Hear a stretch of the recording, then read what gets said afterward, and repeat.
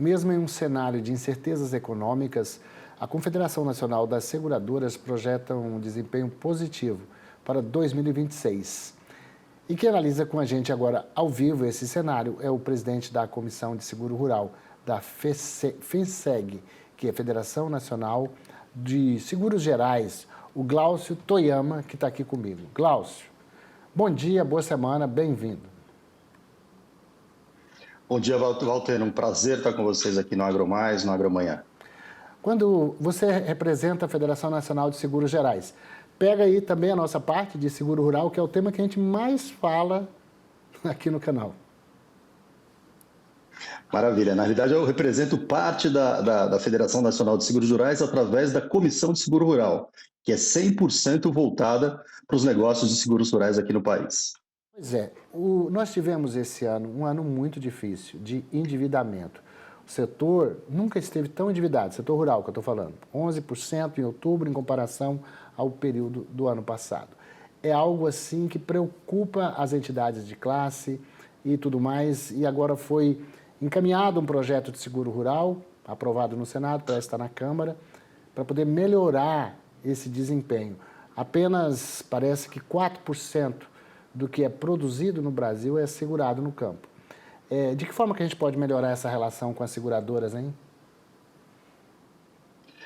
Walter, na realidade, o projeto de lei que você menciona, o 2951, de relatoria da autoria da senadora Tereza Cristina, relatoria do senador Jaime Campos, é um projeto extremamente estrutural para que a gente realmente vire a página desse negócio chamado seguro rural aqui no país. Então, é uma ferramenta de mitigação de riscos, é uma ferramenta que tem uma necessidade para um extrato bastante grande da população rural aqui no Brasil, de uma parceria público-privada. Então, os governos federais e estaduais são extremamente importantes nesse desenvolvimento de proteção de risco.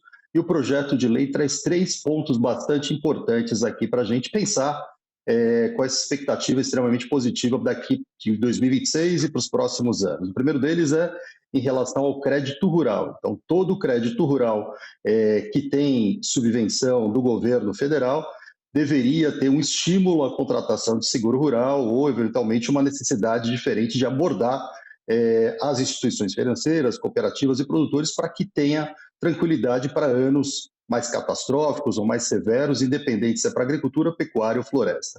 O segundo ponto é relativo a uma garantia do programa de subvenção do Ministério da Agricultura.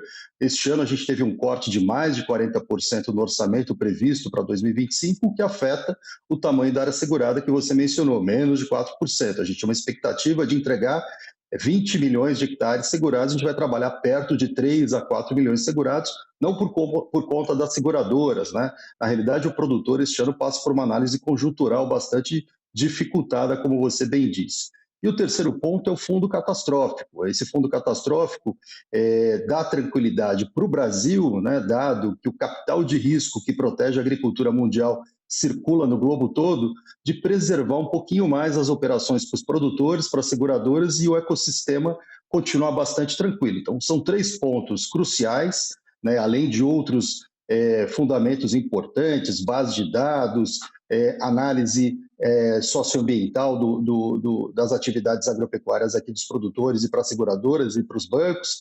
Então, a gente vê uma luz bastante interessante para a gente entregar 2026 diferente do que foi 2025 e ter um cenário muito diferente do que a gente tem visto nesses últimos 10, 15 anos.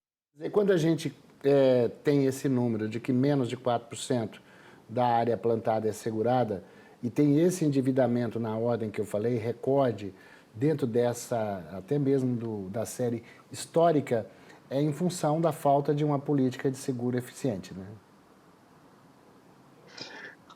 Sem sombra de dúvidas, eu acho que a história toda do seguro rural é uma perna fundamental para os produtores rurais e para o ecossistema, né? Grande parte do endividamento que a gente tem visto desde 2024 até 2025 tem fundamentação em volatilidade climática, né? Muita coisa, obviamente, por conta de taxa de juros, custo, planejamentos em desconformidade com as expectativas de margem, mas grande parte dos prejuízos, principalmente falando da região centro-sul do país, deriva de volatilidade climática que vem atacando o produtor maltratando as suas margens ao longo desses últimos 4, 5 anos. No caso do Centro-Oeste, Mapitobá, regiões que têm, de certa forma, um pouquinho menos de volatilidade climática, também sofreu, né? Sofreram com esses eventos ao longo de 2023 e 2024.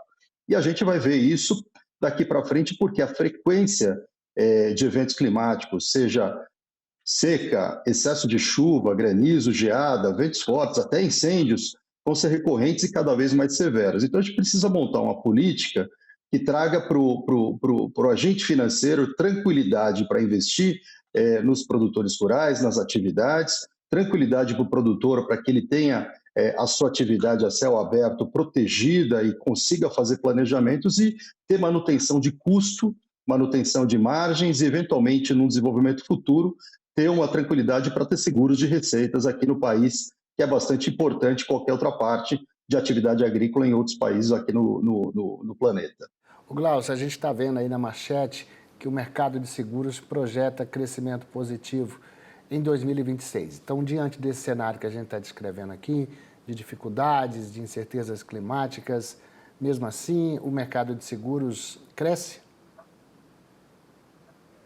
O mercado de seguros aqui, o 2.3 que você está vendo na manchete, é um cenário do mercado como um todo, sem os produtos de acumulação, previdência e capitalização que a gente tem, é uma análise diferente. Mas o mercado de seguro tem uma percepção de crescimento. A estratificação dos negócios de seguros rurais, que é onde a gente está instalado, falando de seguros agrícolas, pecuários, florestais, máquinas, equipamentos, as propriedades do produtor que a gente dá tranquilidade com os nossos produtos, a gente também projeta alguns cenários, né? E o cenário ele pode ser um cenário conservador, né? Considerando as expectativas de redução de taxa de juros, considerando a manutenção do programa de subvenção, que está, a princípio, no projeto de lei orçamentária anual de 1 bilhão aproximadamente para 2026, e o projeto de lei que poderia trazer algum tipo já de tranquilidade para a gente operar de forma mais adequada. Mas o grande ponto, voltando aqui para 2026,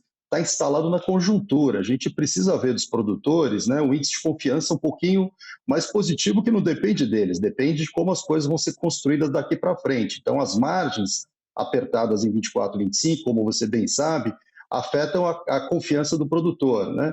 E para 2026, se a gente tiver preços melhores, né, nas commodities principalmente, margens mais amplas do que a gente tem visto até então, por exemplo, a gente está com problemas no arroz e no trigo, que são cultivos importantes para a gente no mercado segurador e para os produtores nas suas regiões. Então, as expectativas que a gente tem é do mercado conservador para crescimento, mas com crescimento e, eventualmente, podendo ser otimista, né? Considerando 2025, que é um ano ruim para nós aqui no mercado. Estamos falando de aproximadamente de 3 a 4 milhões de seguros rurais em prêmios, né, de seguros agrícolas, né, especificamente, onde a gente está mais envolvido falando de volatilidade climática, e a expectativa para 26 é crescer para 5, 6 milhões, eventualmente um mercado de 2021, a gente atingindo 14 milhões de hectares, a gente teria um crescimento muito substancial, que não é o que a gente está prevendo nesse momento, dado as taxas de juros, que a gente ainda imagina que elas vão estar bastante altas para 2026,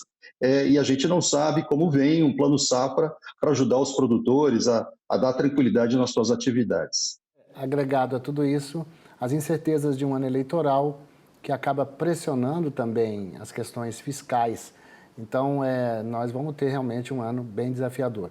O custo de produção continua elevado por causa dos insumos que são importados, apesar de uma certa acomodação do dólar, mas ainda é muito caro.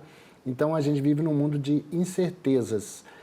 Tomara que haja, a partir de janeiro, uma sinalização do Banco Central, embora na última... Aliás, amanhã que sai a ata do Banco Central, que a gente vai saber direitinho como é que eles estão imaginando os juros no ano que vem, mas semente altos, o mercado está projetando ainda 12%, isso a gente vem sapateando em cima disso já faz algum tempo, agora 15%, porque nada é muito bom em termos de projeção de crescimento com juros nessa altura, né, que come todo o capital.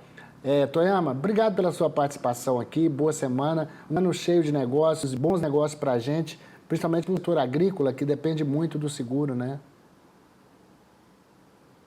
Valterio, super obrigado pela oportunidade de estar falando com você. Tomara que 2026 seja muito melhor do que a gente viu em 2025 para todo esse sistema produtivo, esse ecossistema do agronegócio aqui no Brasil, que é fundamental para este país. Super abraço, excelente 2026, boas festas. Obrigado, Cláudio Toyama, que é o presidente da Comissão de Seguro Rural da FENSEG, Federação Nacional de Seguros Rurais, ou Seguros Gerais. Obrigado.